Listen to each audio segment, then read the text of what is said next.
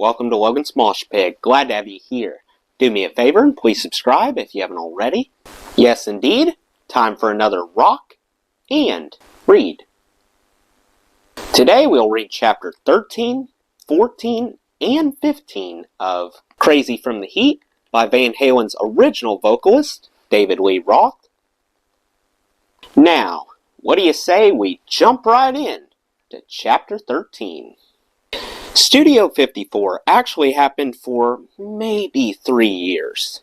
I think it was less. I headed right for it after the first Japanese tour, late 78. The doorman, who was quite famous, Mark Benica, stood on a fire hydrant and said who could come in and who couldn't, and there'd be a ginormous line of people waiting. I was Tarzan of the Apes meets Marilyn Monroe, with hair down to my tush, and a Japanese t-shirt with Ichiban No. 1 printed on the front, in my jeans. I didn't get in the first time. I was so pissed. I said, just like all spiritual injuries, I'll treat it with alcohol, from the inside. Same thing happened to my friend Nile Rodgers, the guitar player, producer, and writer for Chick, the Led Zeppelin of dance music. He was pissed too. 8.5 million singles later, within a fiscal year, both of us were comfortably ensconced in the ladies' room, which was the ultimate place to hang because the music was so belligerent and pounding. The cognoscenti, the glitterati, could get into the ladies' room waiting area and hang there.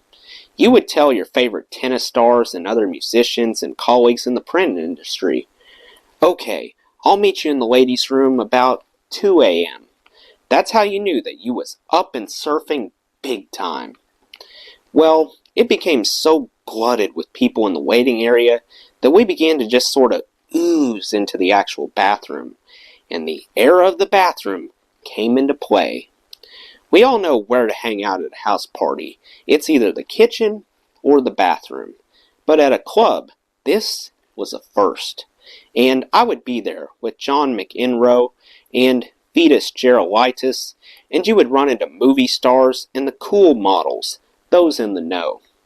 So Lauren Hutton would be in there, Baryshnikov, the Playboy Playmate of the Year, Houston, Liza Minnelli. It was the coolest place to ever hang from a branch. And people would say, excuse me, walk 3 steps into a stall, use it for its proper purpose, and just rejoin the clan. This spread to all the other clubs, and they began to build their ladies' rooms bigger to accommodate the guest list. And this was a very lustful time. It was not unusual to see the backs of 3 pairs of women's shoes underneath the door of the stall, and it was totally accepted. It was beyond accepted. It was par for the course. So later, within spitting distance, you had clubs like Area and Xenon. They all had magnificent ladies' rooms. This is how I would conjure my social schedule. Okay, I'll meet you in the ladies' room at Area about 3 o'clock this afternoon. Cool. Studio 54 summed up an era. The conceptual leap from going to bars to Studio 54 was a simple one. You had this giant crescent moon that would lower down from the ceiling with a spoon with little sparkles going up its nose while everybody was dancing with their arms in the air. This crescent moon had to be a good 12 feet tall, and it would lower hydraulically from the ceiling against the wall with this big spoon that went up and down, like a fulcrum, with this big pile of sparkles that would go up its nose. Gay people were completely integrated into the fabric of this too. Guys dancing with their shirts off, in their jeans, next to royalty.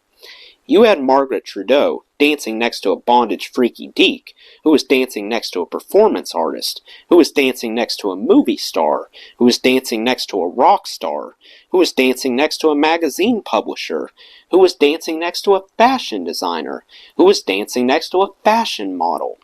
And it was very polite company. It was dignified debauchery.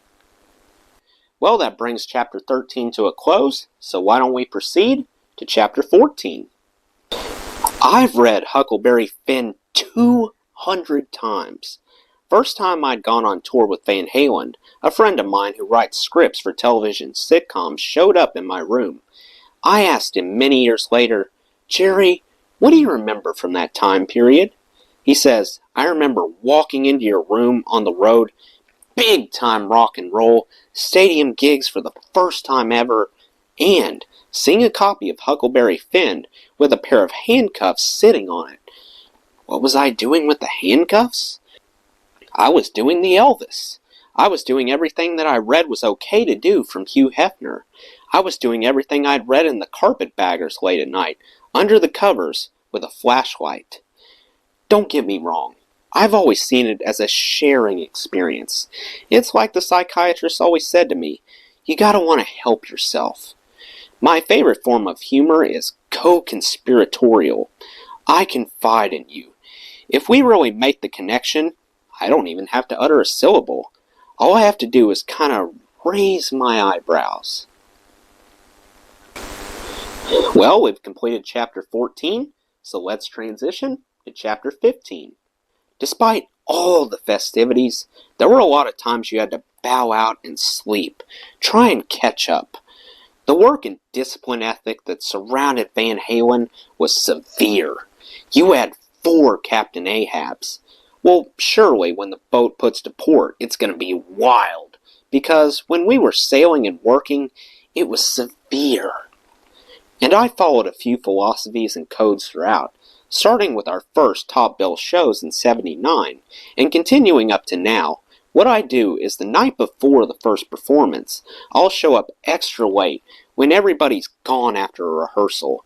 Nobody there but a couple of crew and some night watchmen. I get a big bath towel and I get on my hands and knees and I wash every square centimeter of that stage. Sometimes it takes me quite a while, but it reevaluates for me that if I'm willing to do that, if you're willing to get on your hands and knees like a washwoman and scrub every centimeter of that deck, then there's nothing else left to do. There's no further commitment that you can make. And I still do it. There's your contrast to those rest and relaxation stories that continue to this day. It's always been a contrast with me.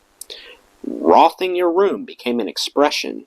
When I went to record with Bob Rock, the producer related to me early on in rehearsal that this was a special pride of his to do this project, that it was a completion of a circle for him, because he was once in a traveling band and was known for rothing his room, which meant exploding suitcases, and your room becomes an art project. The contrast to that was that I would train every day in my room, and before I'd do that, I'd get down on my hands and knees with a wet bath towel, and I'd scrub every inch of the floor, then organize the room completely, then train.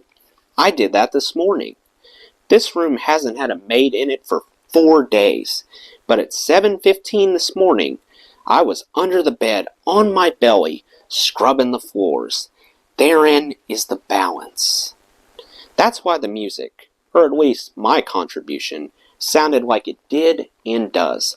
That's why it looks like it does. It's a big part of me. But it's not the exciting part. It's not something the media is going to grasp onto. But the balance is critical. Freewheeling is easy. Being able to execute it and make it happen is a whole nother story. Or conversely, you're capable physically of doing anything, artistically, athletically, but it takes you forever to think of what to do. Once you washwoman the floor a few thousand times, your focus on how to think and get something done develops geometrically, making it happen, taking care of business. Well, we're finished with Chapter 15. Let me know what you thought of these chapters in the comments below. That does it for today's video, guys. I hope you enjoyed. Make sure to like, comment, and subscribe if you haven't already. I really appreciate the support. I'll see you next time. Till then, rock on.